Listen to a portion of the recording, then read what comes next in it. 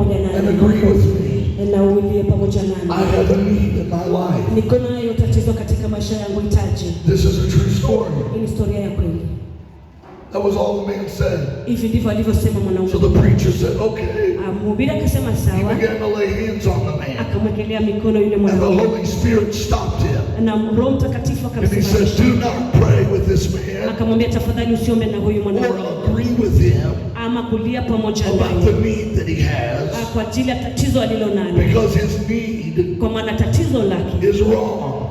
Ni mbaya. His heart is not right. Roho yake si sahihi. So the preacher stepped back.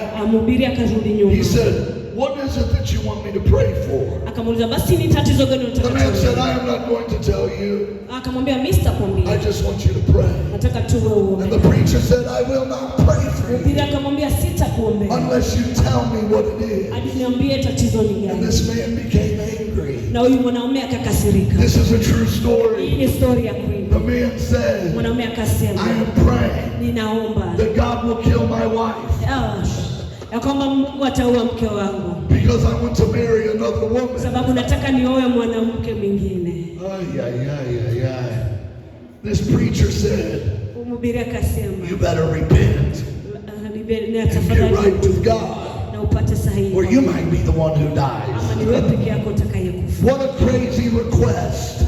Ni maombi gani unayouliza? Now I don't believe anyone that's here today. Asitaki kuamini mtu yote aliye mahali hapa. Atakuja hapa mbele. Say, oh Pastor Ryan. Aseme mchungaji. Please pray with me. Tafadhali omba. That God will kill my spouse. No. No one here will do that. Haiwezekani, sidhani kama kuna mmoja wetu hapa.